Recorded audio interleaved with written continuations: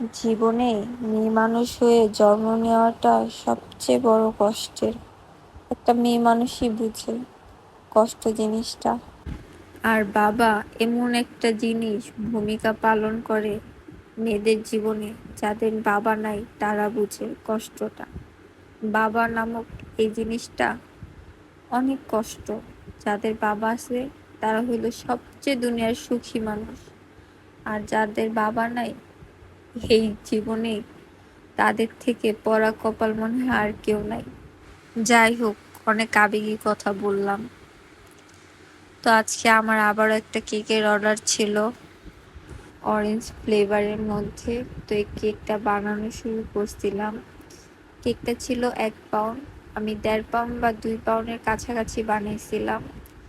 Emulsion কেকের মধ্যে দিয়ে নিয়েছিলাম আর একটু ফুড কালারও দিয়েছিলাম, কারণ একটু ইয়েলো টাইপের হলে ভাল লাগবে কেকটা।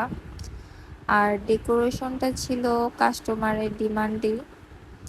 আর আমি ট্যাপ ট্যাপ করে নিচ্ছিলাম, তাহলে বাবলগুলো বের হয়ে যাবে কেকের থেকে। আর আমি একটা পাইপিং জেল বানিয়ে নিয়েছিলাম অরেঞ্জের। এই পাইপিং জেলটা আমি নিজের হাতেই বানিয়েছি।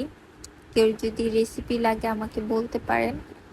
তো এই তো কেকটা আগে ক্রাম কোটিং করে রাখবো, তারপর ফাইনাল ফিনিশিং দিয়ে নিছি। তারপর সুন্দর করে একটা বার্থডে টপার দিয়ে দিয়েছিলাম। একটা সিম্পল লুক ছিল কিন্তু গর্জিয়াস অনেক ছিল।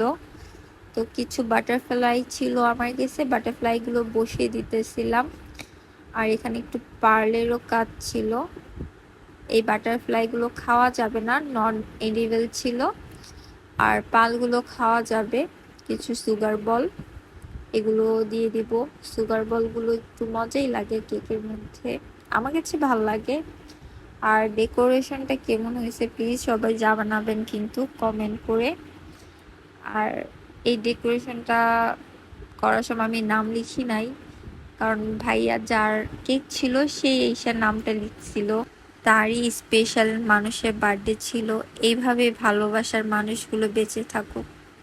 আর তাদের ভালোবাসা এত সুন্দর, মাশাল্লাহ। আর এই তো আমার ফাইনাল লুক কেকের। অনেক এফোর্ট দিয়ে বানাতে ট্রাই করেছি সুন্দর করে। আর বক্সটাও রেডি করে ফেলছিলাম, কারণ ভাই এসে নিয়ে যাবে। আর এই যে বার্থডে গার্ল আমার রিভিউ দিয়ে দিয়েছে, আলহামদুলিল্লাহ ভালো ছিল কেকটা। আর তাদেরকে অসংখ্য ধন্যবাদ আমার থেকে কেকটা নেওয়ার জন্য। আর রিভিউ ছিল এটাই। সবাইকে অসংখ্য ধন্যবাদ।